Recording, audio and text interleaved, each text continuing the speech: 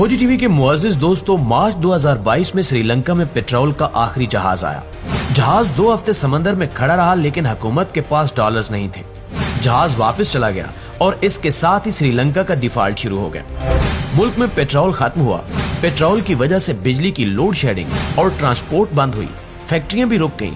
Transport की वजह से खुराक का बहरान भी पैदा हो गया और रही सही कसर बेरोजगारी ने पूरी कर दी। यहाँ तक कि हुकूमत ने 12 अप्रैल 2022 को डिफॉल्ट डिक्लेयर कर दिया और इसके बाद पूरा मुल्क सड़कों पर निकल आया और अवाम के हाथों जो भी चढ़ गया, वो हुकूमत हो या अपोजिशन, ब्यूरोक्रेट हो या ताजिर, उसको फेंटा पड़ गया। और श्रीलंका आज अपनी बंदरगाहें, सड़कें, जंगल, पहाड़ और इमारतें बेचकर गुजारा कर रहा है। हम भी यकीन करें या न करें, इस वक्त इसी अमल से गुजर रहे हैं। पेट्रोलियम मिनिस्ट्री ने कुछ दिन कबल स्टेट बैंक को खबरदार कर दिया कि मुल्क में पेट्रोलियम मसनूआत की किल्लत शुरू होने वाली है। तेल दरामद करने के लिए एलसीज नहीं खुल रही। पीएसओ का एक ऑयल कार्गो कैंसिल हो चुका है। दूसरे की डिलीवरी 23 जनवरी को मुतवक्के थी, लेकिन इसकी एलसी भी नहीं खुल सकी। पाक अरब रिफाइनरी के 5,35,000 बैरल के 2 ऑयल कार्गो भी लाइन में है। पाकिस्तान रिफाइनरी लिमिटेड का एक कार्गो 5,32,000 बैरल तेल लेकर 23 जनवरी को पहुंचेगा, लेकिन इनकी एलसी भी नहीं खुल पा रही। लिहाजा फरवरी में तेल का बहरान शुरू हो जाएगा और मार्च और अप्रैल में ये क्राइसिस शदीद हो जाएगा।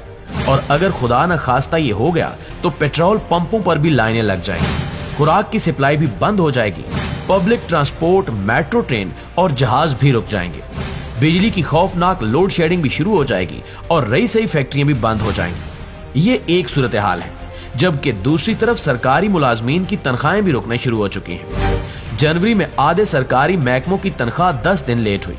फरवरी में क्या होगा ये कोई नहीं जानता।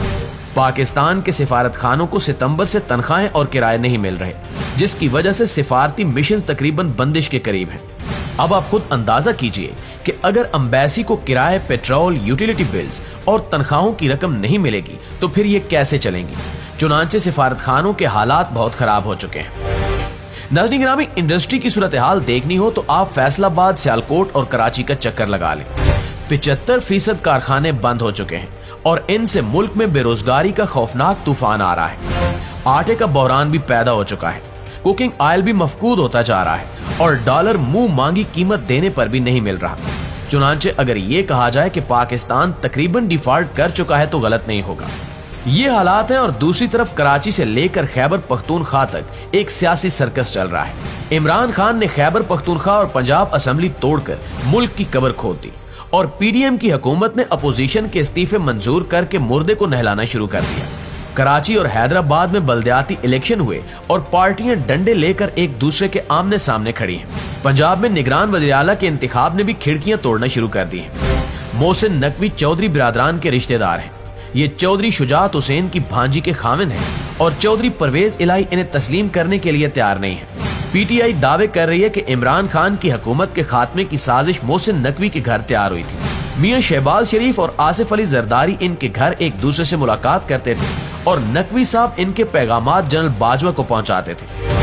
पीडीएम और चौधरी बिरादरान के साथ मुलाकातों का सिलसिला भी मोहसिन नकवी के घर से स्टार्ट हुआ था और इन मुलाकातों के नतीजे में काफ लीग ने पीटीआई का साथ छोड़ने का फैसला किया था। चुनांचे पीटीआई भी इन्हें मानने के लिए तैयार नहीं है और अगर ये इन्हें नहीं मानते तो फिर पंजाब में निगरान हुकूमत निगरानी कैसे करेगी और ये इलेक्शन कैसे कराएगी। दूसरा, मुल्क में मर्दमशुमारी भी शुरू हो चुकी है। ये 30 सितंबर को मुकम्मल हो जाएगी। इलेक्शन कमीशन मर्दमशुमारी के बाद 4 महीनों में नई हल्का बंदियां करेगा और यूं अगस्त में मुल्क नए इलेक्शन के काबिल होगा। अब सवाल ये है कि क्या 2 सूबों में पुरानी मर्दमशुमारी और पुराने हल्कों के तहत इलेक्शन होंगे और बाकी 2 सूबों और विफाक के इलेक्शन नई हल्का बंदियों के मुताबिक होंगे। तीसरा, क्या मुल्क में अप्रैल में केपी और पंजाब के इलेक्शन होंगे और फिर अक्टूबर में सिंध, बलोचिस्तान और विफाक के इलेक्शन। और क्या इस दौरान इमरान खान कौमी असेंबली के 70 हलकों से ज़िमनी इलेक्शन भी लड़ेंगे और क्या ये 70 सीटें जीत कर भी कौमी असेंबली नहीं जाएंगे और क्या 70 सीटों के ये ज़िमनी इलेक्शन भी जाया हो जाएंगे। नाज़रीन गिरामी, अगर ऐसा होगा तो क्या हुकूमत इलेक्शन खेलेगी या ये पेट्रोल, बिजली, गैस, खुराक और बरामदात का बंदोबस्त करेगी। हमारी हालत ये है कि हम IMF के बगैर नहीं बच सकते और IMF की शरायत के बाद बिजली, गैस और पेट्रोल की कीमतें भी दुगनी हो जाएंगी और बेरोजगारी के शिकार अवाम पर टैक्स भी बढ़ जाएंगे और इससे महंगाई अलमे की शक्ल इख्तियार कर जाएगी। IMF की शराइत मानने से मुल्क में 1.5 करोड़ लोग बेरोजगार हो जाएंगे और लोगों का खाना पीना 3 से 1 वक्त पर आ जाएगा। हमारे दोस्त मुल्क सऊदी अरब, UAE और चीन भी हमारी मदद कर करके थक चुके हैं। हमें इनकी तरफ से भी साफ इनकार हो चुका है और अमेरिका मुद्दत पहले ही हमसे मुंह मोड़ चुका है। चुनांचे अब हमारे पास बेचने के लिए सिर्फ 2 असासे बचे हैं, एटम बम और फौज। हम अगर बैनुल अक़वामी ताकतों की शराइत मानते रहे, हम अगर इसी तरह कर्जे लेते रहे, तो फिर हमें बिल आखिर इनकी ये दोनों शराइत मानना पड़ेंगी। एटमी प्रोग्राम सरेंडर करना पड़ेगा और फौज की तादाद कम करना होगी और इन दोनों शराइत की अपनी कीमत है। हम इसके बाद कश्मीर भी नहीं ले सकेंगे और अभिनंदन जैसे पायलट्स के जहाज भी नहीं गिरा सकेंगे और हम इसके बाद श्रीलंका, नेपाल और भूटान बनकर रह जाएंगे। मुअज़्ज़िज़ दोस्तों, हम यह फर्ज कर लेते हैं कि army chief general Asim Munir, IMF, world bank, सऊदी अरब और चीन को मना लेते हैं और ये मुल्क आखिरी बार हमारी मदद कर देते हैं, तो क्या ये रकम भी इलेक्शंस और इस सियासी बहरान का लुकमा नहीं बन जाएगी? और क्या हम अगले साल आज से भी ज्यादा बदतर पोजीशन में नहीं होंगे?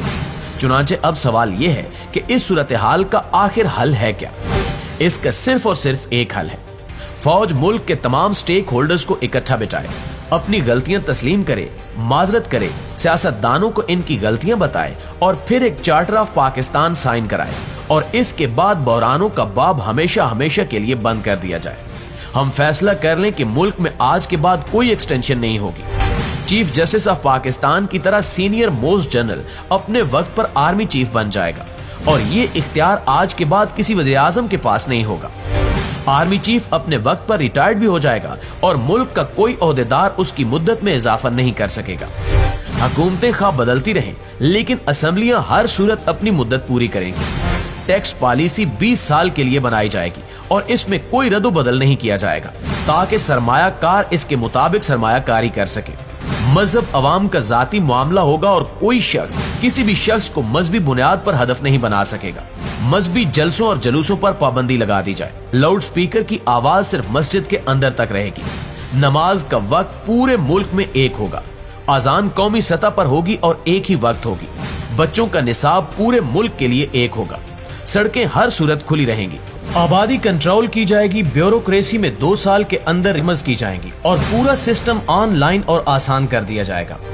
PIA, रेलवे, रेडियो, PTV और स्टील मिल जैसे इदारे सालाना 1400 अरब रुपए निकल जाते हैं। ये 1 साल के अंदर फरोख्त कर दिए जाएंगे और इनसे हासिल होने वाली रकम मुलाजमीन में तकसीम कर दी जाएगी।